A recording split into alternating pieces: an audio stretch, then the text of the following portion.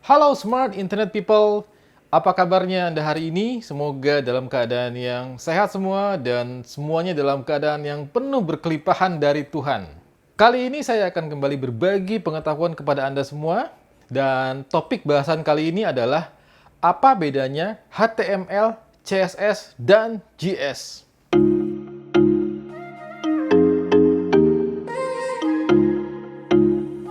Yes, mungkin bagi orang-orang IT, hal ini adalah hal yang sangat-sangat cetek, ya, yang sangat-sangat, ya, rendahan deh, yang sangat-sangat basic. Tapi, sekali lagi, channel ini saya dedikasikan untuk Anda yang bukan orang IT, yang awam dengan orang IT, tapi tertarik untuk mempelajari dunia IT, internet, website, dan sebagainya, sehingga mudah-mudahan dengan pembahasan kali ini, Anda akan semakin tercerahkan dan semakin terbuka wawasannya tentang dunia IT. Oke, jadi mungkin di antara smart internet people ada yang sedang membutuhkan sebuah pembuatan website, ya. Mungkin Anda punya bisnis, punya usaha, di mana bisnis ini akan dibuatkan websitenya, atau Anda sendiri sedang belajar membuat website, ya, dan Anda akan menemukan hal-hal atau perkataan semacam ini. Jadi kalau Anda punya bisnis, Anda ingin bisnis Anda dibuatkan websitenya, Anda datang ke IT developer atau IT konsultan, mereka akan menyodorkan proposal. Di dalam proposal itu akan biasanya ada misalnya kayak teknologinya menggunakan HTML, menggunakan CSS, JS, dan sebagainya. Ya, mungkin Anda akan bingung, ini apa sih? Binatang apa sih ini?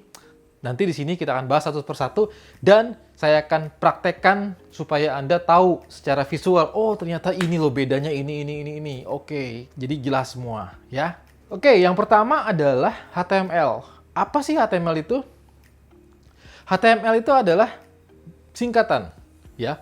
Singkatan dari Hypertext Markup Language. Jadi kalau bahasa gampangnya ya, bahasa umumnya ya, bahasa yang gampang deh, adalah sekumpulan perintah yang digunakan untuk merepresentasikan ya, apa ya bahasa enaknya ya, mengejawantahkan gitu ya, bahasa gue pejabat banget, yang ya mentranslasikan lah ya, mentranslasikan dari perintah kita sebagai pembuat websitenya ke layar browser ya, karena pada umumnya kan website itu dibuka di layar browser.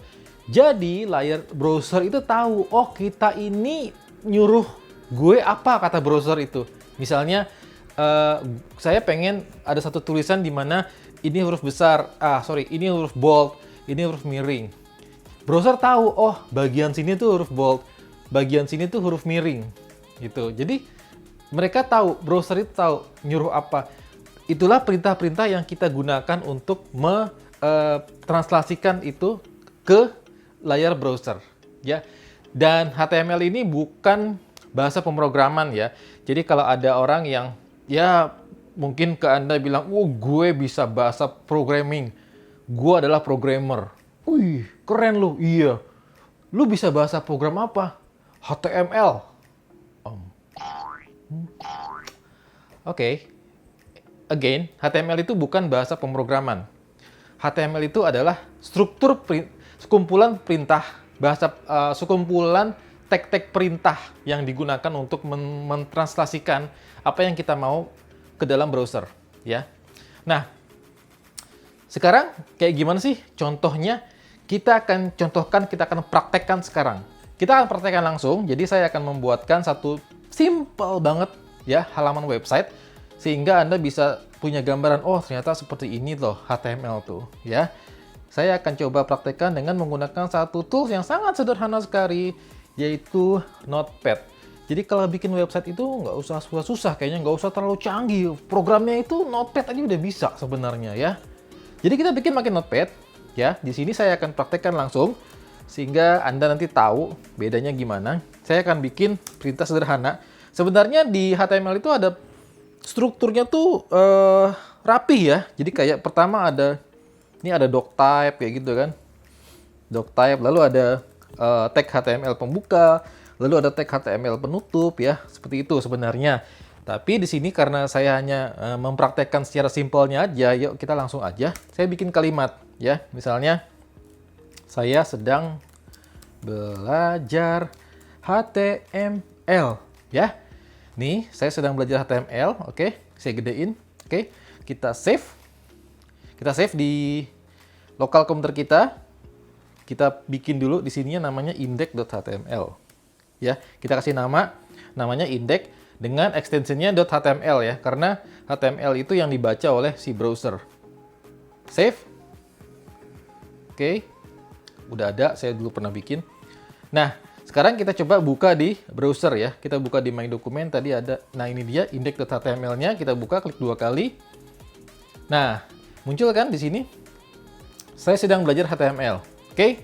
Sekarang saya mau memerintahkan nih si browser untuk kalimat saya sedang belajarnya itu huruf miring ya. Saya bilang nih sebenarnya ke browser. Hey browser, saya sedang belajar itu dimiringin ya. Terus HTML-nya ditebelin gitu ya. Caranya gimana? Ya itu tadi. Jadi saya akan masukkan perintahnya. Perintahnya adalah kalau miring I gitu, italic. Singkatan dari italic ya. Terus ditutup dengan tag I lagi. Nah ini. Jadi inilah yang saya sorot nih. Ini adalah perintah-perintah HTML. Ini dan ditutup dengan ini. Coba kita save lagi ya. Save. Lalu kita reload di sini. Tuk. Nah, miring kan ini sekarang jadinya. Saya sedang belajar HTML. Saya sedang belajarnya miring. Lalu saya pengen lagi bilang ke browser, browser, HTML ini, kata HTML ini saya bikin tebal ya. Oke, kata browser. Kasih gue perintah, kata browser. Saya akan kasih perintahnya supaya kata HTML itu jadi tebal. Perintahnya adalah bold atau strong ya. Strong gini atau bold. Saya lebih prefer bold, B. Dan ditutup dengan tag B di sini. Oke. Lalu saya save lagi ya. Ya, file ini file save atau Ctrl S ya. Lalu di browser saya coba reload lagi. HTML-nya harusnya huruf bold. Tuh, berubah kan? Saya reload jadi huruf bold. Nah, itulah yang namanya HTML. Jadi, sekumpulan perintah-perintah yang sudah ada standarnya, pakemnya. Untuk browser tuh bisa ngerti, oh, gua tuh disuruh apa sih sama si pembuat websitenya gitu. Saya kasih contoh lagi ya. Saya kasih contoh lagi satu. Saya pengen ini ada hyperlink. Hyperlink itu apa sih? Hyperlink itu kayak kalau Anda misalnya nge-scroll terus Anda mouse over tuh apa ya? Mouse-nya tuh diarahin ke gambar atau ke tulisan, maka tulisan itu akan ada kayak bisa diklik gitu loh. Nah, itu namanya hyperlink ya. Saya akan bikin hyperlink dan hyperlink itu saya mau arahkan ke websitenya cnn.com ya, biar gampang. Jadi saya akan bikin kata-katanya, klik di sini. Yang gampang deh, klik di sini. Gitu kan? Ini saya bikin titik dulu biar ada jeda ya. Klik di sini, oke. Nah, klik di sini itu saya akan mau bikin hyperlink. Ini saya save dulu, lalu di browser saya coba reload. Klik di sini. Ya, kalau diklik, sekarang mouse. Nih lihat, mouse-nya saya geser-geser ke tulisan ini nggak akan ada berubah apa-apa, nggak bisa diklik. Karena saya belum kasih perintah ke browser untuk bisa diklik. Sekarang saya mau kasih perintahnya. Ya, perintahnya adalah ahref. Ahref sama dengan misalnya apa? cnn.com ya. https cnn.com. Oke. Lalu ditutup juga dengan ahref lagi di sini. Gitu. Nah, yang saya sorot ini adalah perintah HTML, tag HTML untuk membuat hyperlink. Halaman ini bisa ke halaman yang lain. Saya save ya. Lalu saya reload di sini. Nah, lihat bisa diklik sekarang. Kalau kita sorot mouse kita akan berubah jadi tanda tangan begini ya, dan ini bisa diklik. Saya klik, tok, dia akan ke websitenya CNN harusnya. Coba kita tungguin. Nah, kan websitenya CNN kan di sini. Gitu. Ya. Jadi itulah perintah-perintah HTML. Sebenarnya masih banyak lagi perintah HTML tuh banyak banget. Ya, saya dulu sampai hafal, tapi sekarang udah agak lupa beberapa. Ya, sebenarnya kalau mau lihat, Anda bisa lihat di YouTube banyak atau di kursus Udemy juga, udemy.com, bisa cari kursus HTML di situ. Di Google juga banyak sih perintah-perintah HTML. Jadi yang tadi itu hanya sekian dari hanya sebagian kecil dari perintah HTML. Tapi Anda bisa punya insight, ternyata ini tuh HTML tuh, yaitu sekumpulan perintah-perintah yang diselipkan di dalam kalimat-kalimat yang kita bikin di website HTML. Ya, jadi ini untuk HTML, Hypertext Markup Language. Semoga Anda bisa tercerahkan setelah melihat praktek ini. Yang berikutnya adalah CSS. Apa sih CSS itu? CSS juga singkatan dari Cascading Style Sheet, ya. Cascading Style Sheet. Apa sih artinya dan apa tugasnya dia? Sama sebenarnya, yaitu tugasnya adalah untuk membuat satu bentuk halaman website itu menjadi lebih bagus, lebih indah. Jadi kalau tadi HTML dia hanya membuat satu perintah untuk kayak semacam ya udah, lu bikin huruf gede, lu bikin huruf kecil, lu bikin italic ya, lu bikin heading, lu bikin hyperlink, that's all. Tapi bagaimana dengan coloring? Coloring, bagaimana dengan tata letak? Misalnya ada 3 kolom gitu ya. Lalu juga bagaimana tentang misalnya fontnya bisa berwarna dan sebagainya. Nah, itulah yang digunakan oleh CSS. Itulah pentingnya CSS digunakan. Jadi CSS ini juga sama, sekumpulan perintah-perintah yang digunakan untuk membuat atau mempercantik tampilan website yang kita buat tadi. Ya. Yuk, kita praktek lagi dengan CSS. Di sini di file website tadi ya, index.html, saya belum merubah apa-apa ya, dan ini masih saya sorot seperti yang tadi. Saya akan menambah satu style ya, di mana style ini akan mempercantik lah, walaupun nggak cantik-cantik banget seperti mantan, tapi saya akan memperindah sedikit supaya ada warna di situ ya. Yuk kita coba praktekkan. Pertama adalah kita ketik style. Nah, style ditutup dengan style. Jadi HTML tahu, oh, style ini adalah untuk mendeklarasikan, bukan perang ya, mendeklarasikan perintah-perintah yang akan digunakan untuk mentranslasikan apa yang dimaui oleh si pembuat website, ya. Jadi contohnya begini, saya mau bikin tadi kan yang website kita yang ini ya, website kita, halaman web kita yang ini kan. Nah ini kan polos nih, ya kan? Saya sedang belajar HTML, di sini polos. Saya mau bikin backgroundnya jadi abu-abu deh. Backgroundnya jadi abu-abu. Maka di sini saya akan perintahkan di antara style ini, saya akan perintahkan berupa body tutup lagi. Di antara body tutup ini saya bikin background misalnya A5 ya, abu-abu ya. Ini kode RGB sebenarnya. Jadi kalau terbiasa bikin website atau terbiasa desain grafis, akan tahu lah ini kode RGB, ini apa itu. Banyak sekali sih, tapi hanya beberapa pasti akan tahu. Oke, saya save. Harusnya di halaman ini saat saya reload, backgroundnya jadi abu. Ya, kita coba save. Si abu-abu. Oke. Dan saya mau bikin fontnya ya. Font saya sedang belajar ini warnanya orange ya. Warnanya oranye nih ya. Saya mau bikin gitu. Jadi yang saya lakukan adalah di tag HTMLi tadi ini yang saya sorot ya, saya tambahkan lagi style di sini. Ya. Sama dengan color. Titik 2 abu-abu itu adalah FF6600 kalau nggak salah ya. Oke, yuk kita save. Kita reload lagi browsernya. Kita reload sini. Nah, kan orange jadinya, ya kan?